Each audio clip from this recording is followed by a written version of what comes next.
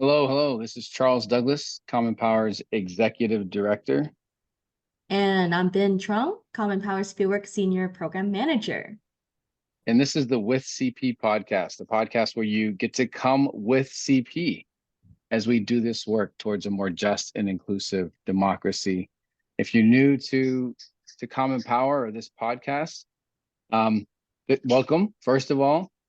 And here's a glimpse into our work. We're based in Seattle. We travel all around the country, send volunteers everywhere to purple states, to blueberries and tomato soup, as Larcy likes to say, to spark change and to fight for democracy wherever we can.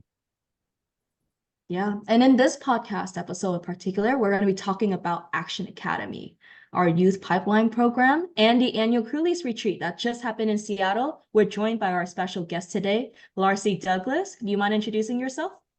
Hey everybody, I'm Larcy Douglas. I'm one of the directors at Common Power and I lead all things Gen Z. Is that fair to Whoa, say? all things Gen Z. I'm gonna Wow, own it. After this weekend, I'm gonna own it. All of it. wow. Okay, but CP Future specifically, Action Academy Future, specifically. specifically Action Academy to be exact. But all things, probably mainly all things in CP with Gen Z is related. But after this Okay, weekend, I'm just gonna claim it. okay, all right. You have the right to do that, especially with the 200 plus Action Academy students that are coming through the program this summer. Before we get to that, where is CP? Ben, where are we?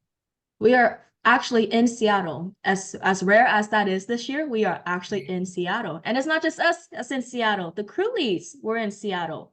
And we're going to talk about that in just a second as part of our main content here. But we were in Houston, Texas. If you caught our podcast Yes. last week, the previous episode was about that runoff, the primary runoff in Houston, Texas. And where are we going to be next? Another primary election. We're going to be in Las Vegas, Nevada, leaving on June 7th, actually. So in just a short couple of days, there will Right, be yeah. 50 volunteers on the ground. What? 50 volunteers at our highest. There will be 50 people knocking on doors in Las Vegas. Wow. Okay, Yeah, and it's that's CP staff members, that's Action it's Academy, educators, crew lead. yeah. Yes, Action educators, Academy. Action Academy, staff, volunteers, team leads, contractors, anybody and everybody. It's like the big party before the summer, you know? Wow. Yeah, Huge. That's exciting. And that's for the primary election in Nevada correct. on Tuesday. Yeah. Okay. All right. That's our last big trip before the fall. It's like dress rehearsal for the big show in the fall. Okay, so we're here today with Larcy because of the crew lead visit, because Action Academy is about to kick off. Um, we're gonna dig deep on what this crew lead thing is, because I think a lot of people know about Action Academy. They know that this is your fourth year. They know that it's your well, then maybe they know it's your fifth cohort, right? Because you did two in 1 year. We can dig into that Yep. maybe, because that's because of Ben. Ben and you together in 2021. They know that this program brings in dozens of Gen Zers from around the country and funnels them through an educational program that leads them to the field where they go knock on doors with us. They join us on the field. They hop on the phones. They text bank. They postcard sometimes, and they get out the vote. It's one of our best pipeline programs into being a volunteer with CP. But this crew lead thing is something that I think is brand new to them. So let's dig into that. Who are crew leads? So crew leads are Action Academy alum, particularly the ones that have completed the academy a year prior, and they come back. And what they do when they come back, that's when they start their leadership journey with me to just kind of help us manage the back end and what it is to run Action Academy throughout the whole summer. It's a whole undertaking. And at first, we had a team that would kind of manage the program all throughout the summer, but there were a lot of skill sets that were trainable and skills that definitely were in practices that would allow somebody who would want some type of skill leveling up, and give them enough time to actually do it. So crew leads come back for the next cohort. They themselves were part of a state crew. And so a lot of times when they are in a state crew, they actually come back as a crew lead for that particular state. And that's a natural kind of jump that a lot of our participants who graduate from the academy who come back as a crew lead, they want to be the crew lead for that particular state that they were in. So Okay, so just to clarify, crew, you're using the word crew. Yeah, on the fieldwork side, we have teams, yes, and on the Action Academy side, we have crews. They're kind of the yes, same thing, but so little, that so that we don't confuse anybody. When they graduate from one to the other, they go from crews to teams. So yes. it's essentially organizing people by state, right? Yep. And because we're allowing them to say and stay in the crews because they are predominantly just within their own generation. So in these state crews, it is just anyone, it is the students that are in Action Academy. So it's not open to the public. It's not open to recruitment for our Mm. more general intergenerational teams. When when we are getting ready to organize for the state teams, we call it the crew because it is a practice place. And then we want this to be a place where they can figure it out. They can organize. We have mentorship involved in, in this space. So it's like an incubator a little bit before they got to the big leagues. Okay, and how many were here, and what's the like general demographic makeup of the crew leads? So they are all, again, all college students. They are all up and down. We have rising freshmen, we have, sophomores, juniors, seniors. I think two of them have graduated this past year. Mm. So we did a little shout out and party for them while they were here at the retreat for those that graduated. So we had about 25, no, we did have 25 crew leads come in from all across the country, from Vermont, from Maine, from South Carolina, from Georgia, from DC, from gosh, Arizona and Nevada. So Hmm. there's a lot of places where these students are from that congregated this weekend to do their leadership retreat. Okay, and what do they do when they get here? And now, the part of this, like you built the entire thing with your team, you and Blossom and Ellie and Kyra. Shout out to the CP Future team. Um, but Ben, you also played a role in this too. So I want to, Larcy, you can start, but we'll kick it to Ben. Oh, absolutely. So it was a special curation of experiences and interactions with CP staff, and also just getting them to feel what it's like to be in Seattle, helping us out here. Because a lot of times we travel from our city, from Seattle, to go door knock at these places. And some of these places where we are door knocking are their own very neighborhoods, are the places where they're Mm. coming from. We have door knocked in Georgia, we have door knocked in Arizona.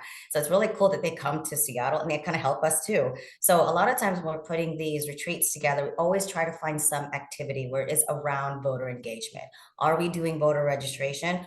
Are we doing any type of canvassing? We try every single year to do something that they can canvass and or do some civic engagement with us here, also locally in Seattle. One year we did voter registration at the Seattle Storm game. Another year we were canvassing locally here, in the city of Burien. And then this year we were also canvassing in Kent. And then we did voter registration, at a Filipino festival this past weekend. So we were able to really put together, when we are putting the schedules together, I always reach out to Fieldwork. We always reach out to other parts of our departments to say, what are we doing this weekend that we can add to the itinerary?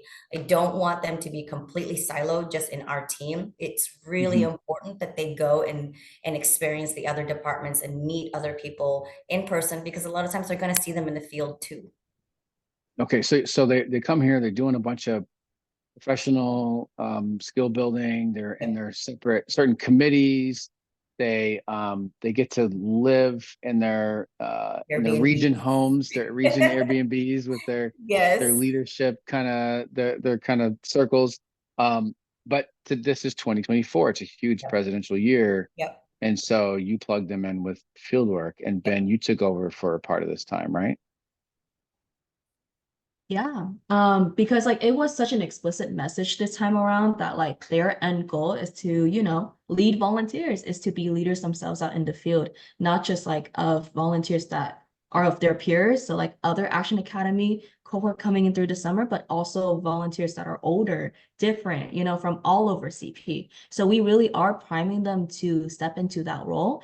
And the first step is to actually have them do it. There was like a Mhm. good chunk of crew leads this time around. This was their first time canvassing, you Yeah. know, and partnering with Kentford Districts this weekend. Shout out to Kentford Districts. Shout out to my colleague Maria for organizing this part here of the itinerary. We've been working with Yeah. Kentford Districts, I think like the last month or so, Mhm. gathering petition signatures to put an initiative on the ballot in November for fairer representation on the city council. And so it was a great alignment in terms of like the mission of like diversifying city council representation. It spoke to the crew leads coming into the space.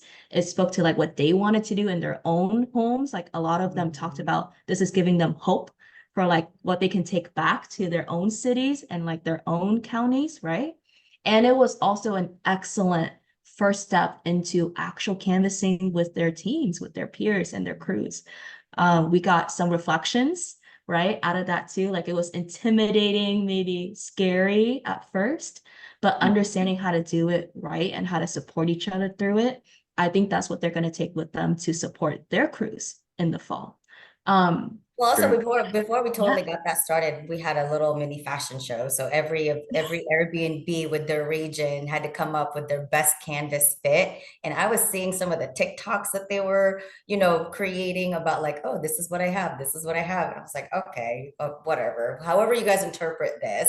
Some of them themed some of their outfits when they were going out because they're part of the regions. So, again, like they That's did cool. all of these because there were first timers. There were people Yeah. who were apprehensive, even though been the day before you had a wonderful training with Puya and like how we do it. We practice it. We got some of those muscles just kind of flex a little bit. It's still going to be a little nerve wracking for those people who've never done it to do it. So redirecting some of that energy and anxiety to something super fun so we can distract that a little bit totally, totally helped. So yeah, when people popped yeah. in to kind of show their outfits, it was like, oh, that's really cute. Oh, those are cute shoes or cute hat.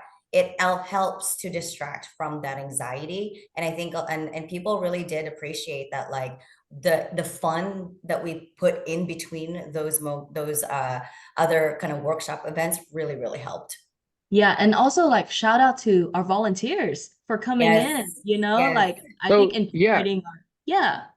yeah. So that's I mean, you mentioned TikTok, and that's a distinctly generational tool used for messaging. Yep. And then Ben, you just talked about the volunteers, and Gen Zers are volunteers too. So what you're talking about when you say volunteers is you're talking about the older boomer volunteers who came and drove these Yes. leads Yeah. from their homes to the Kentford districts action and then took action with them. What That's a big deal to decide to incorporate these older volunteers with these younger leads. What is some of the thought that goes into that intentional cross-generational mix there? It was actually an easy thing to decide. I mean, aside from like logistics, how do we get X amount of people from one location to another, right? That's the least cost, the most efficient, the best methodology to get us from this to ready, right? And then when we were talking about, what other options do we have for transportation? A thought, particularly from you, Charles, was like, well, have we reached out to our community? And immediately when that question was asked, I said, "Oh my gosh, you're absolutely right." But even in that thought about like who we reach out to, how we reach out to, there was already a sense of thought about who's already been in a space like this, who already has existing relationships with these individuals, who's already traveled with them. So it was so, so cool when we sent out invitations for volunteers and people responded. And when I told the crew leads who were coming, it was automatic, like, oh, I'm glad Janice is coming. Oh, Chuck's gonna be here. Or Trina, that's so awesome. Or Cynthia or Mary. So there was so much excitement already to see them because they've already built that relationship. So it was so easy. I was in an Airbnb when, when Cynthia knocked on the door and picked us up, and already it was like, oh my gosh, it's so good to see you, hugs and everything. Just again, like seeing seeing old friends that we haven't seen in a while. So that was really, really cool. So there was like, so no car, was silent. There was lots of talk. There was a lot, so it was really cool to see that.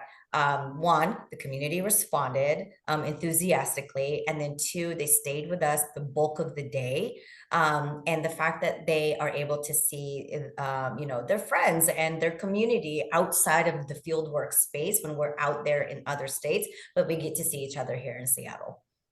Yeah, it's a big deal. And shout out to Chuck, who joined too, and Elizabeth. There, you name some other folks. The people who have been leads with us are an additional layer of learning for them too, because they don't. It's not just door knocking, but also how do you lead? How do you lead in this community out in the field? So that brings us to our last point here, and that is us getting all these young folks together, bringing them here is significant, but you've given them real leadership responsibility. Like you've got 200 and how many? 219 now?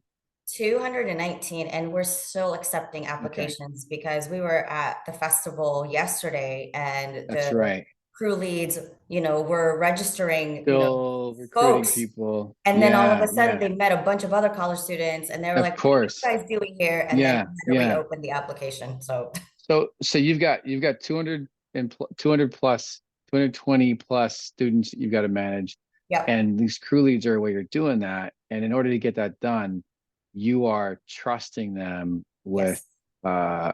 control of their peers and leadership of their peers. You're trusting them to train people who are brand new to the CP Mhm. community, and to do what was done for them last year. Talk about that Mhm. philosophy of bringing in young people who are inexperienced and trusting them in a brand new space. I recall when I was much, much younger, I think probably I was in college or something, where I happened to be part of this like community organization and they needed like youth representatives. So I was like, cool, I'll do it. I was really active in my community. I was active on college. I was an organizer already in my community. I remember somebody telling me, they were like, you're the future of tomorrow. Like you're our future. You are the leader of tomorrow. And I was like, well, dang it, what about now? What about today? Like, what is wrong with today that I have to wait for Yeah. tomorrow? And then tomorrow came, and I'm like, well, here's tomorrow. You're like, but it's still today, right? And I was like, I have so much I can offer today Mm, because I have my own lived in experience, because I can contribute, and I have a work ethic and a sense of moral responsibility that I know y'all can benefit. I just remember saying to myself, like, why do I have to wait till tomorrow? Um, mm, and then so I take that with me, and I know for a fact they are leaders today. So many of them are doing something on campus already. So many of them are already organizing, are already leading efforts. And to acknowledge that they're already doing something today, it does not make it hard for them to learn something new, because mhm. you can reflect on and make a reference of like, oh, it's not that hard. Why is it not that hard? Because you're already doing it right now.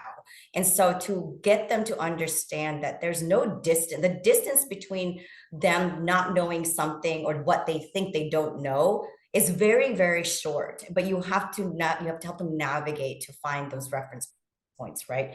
So our leadership philosophy is that you can be a leader today. We need you today, because they are already doing a lot of great things out there, in their organizations, in their in their student orgs, or their campuses already organizing other things. There's a lot of skill sets that they're already naturally doing. And so what we try to do is say, okay, let's just do it here. Let's explore it. Let's walk through it. We can, if we mess up, great, we learn from it. This is such a learning Mhm. environment, and we really, really make sure that you get comfortable and with your relationship to failure, and we That's celebrate right. the success. right? And oftentimes we're in a structure at school where it is about your GPA, it's high, and these statuses about like your grades and all of this is so much more relevant about how you succeed. But the ability for you to understand your relationship to failure is so foreign because failure is not an option. And I'm not saying that that's not a guiding point for some people, and that's fine. But here in this space, we're a learning environment. How do we learn from our mistakes? How do we build from it? How do we make it better? And every year I have to say, Action Academy improves every single year. And I say that because our numbers increase every single year. And we don't go for perfection, we go for progress. And we just explore. This is we want to explore ideas. Let's help you break it down. What steps do we need to do? And those are the skills you can take anywhere. Problem solving, critical thinking, like those are skills you could be in any department anywhere. As long as you're going through those skills, you're good. Yeah, and we'll talk more throughout this podcast, as episodes go on about CP's philosophy. But what you just said is really important, giving them that leadership opportunity and also allowing them to fail.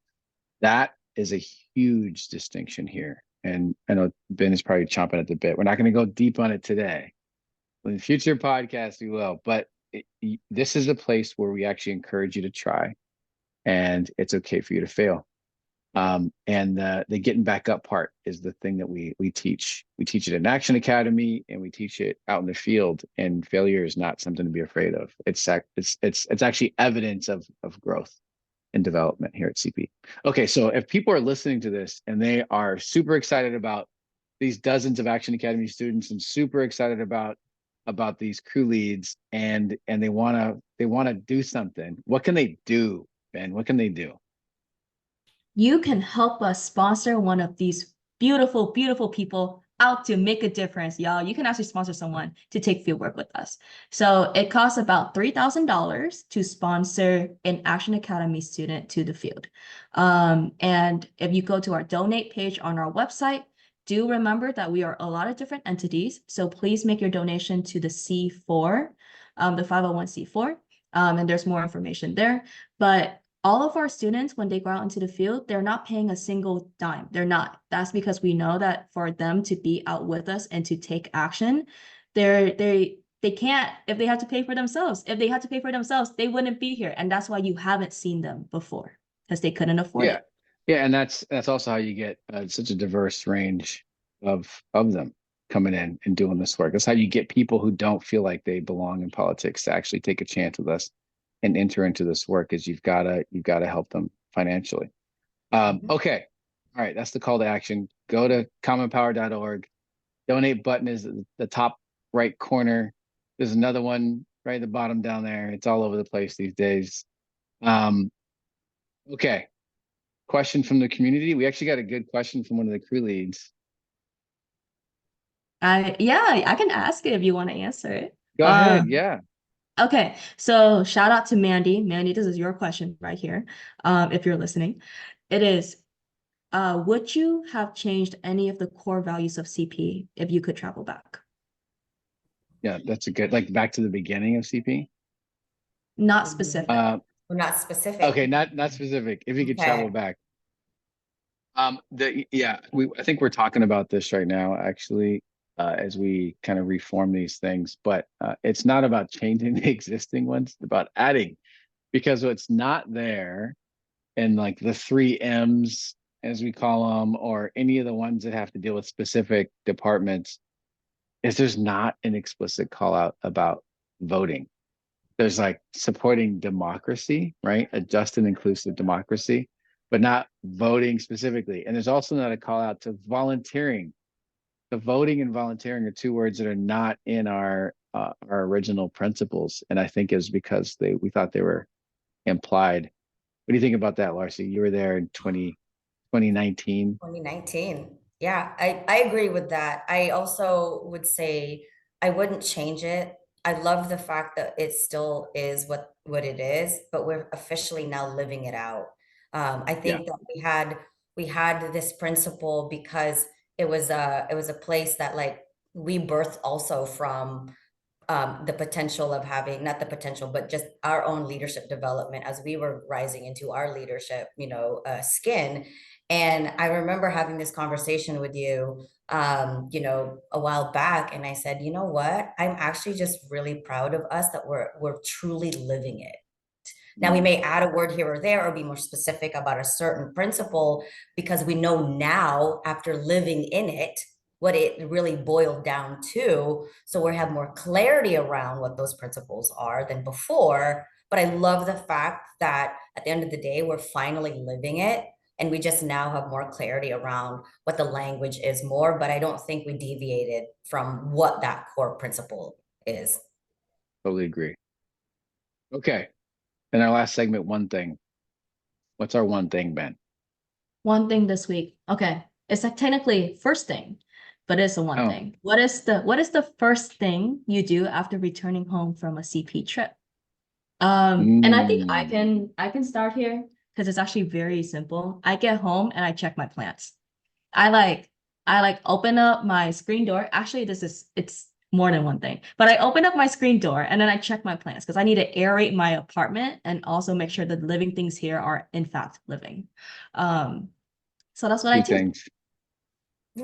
And I open the Segment's door. called I one open the thing. window, Charles. I open the window. That's what I do when I The get home. segment I is open the called one window. thing. Okay, so you open the First thing I do. window I open the window. Okay. and then check your plants. All And right. then I check my plants. Yes. Is that question for me too? I bet. Yes. Yep. Okay. Everyone. So the first thing I do is relieve the babysitters, meaning tell grandmas to go home. You can go home now. That is probably the first thing I do is to relieve the babysitters.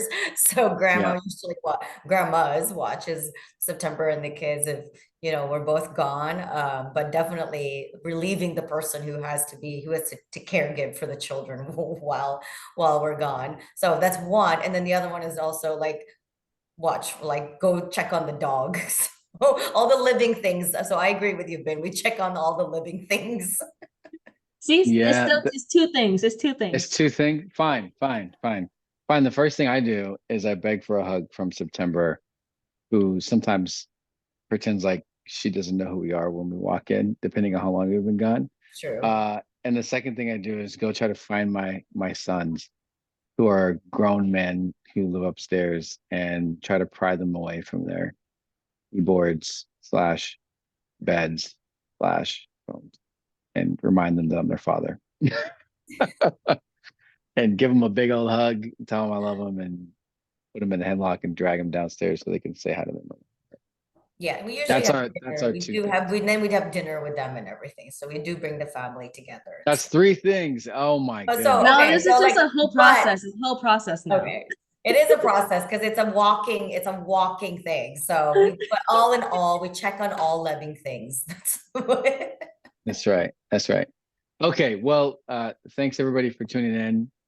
Find this podcast anywhere. If Wole's fixed it, anywhere where podcasts are found. We are on Spotify, we hope. We are on Google. We are on YouTube. And if you can't find us anywhere else, we're on the website. So commonpower.org. Find us on social media at Our Common Power. Ben? Next week, we'll be in Nevada. So tuning in straight from Las Vegas. Well, technically we won't because we'll be in Alabama, but we will be talking about Nevada. Oh, wow. You just added a whole other Yeah, thing you in guys there. have the back-to-back trip coming up. Okay.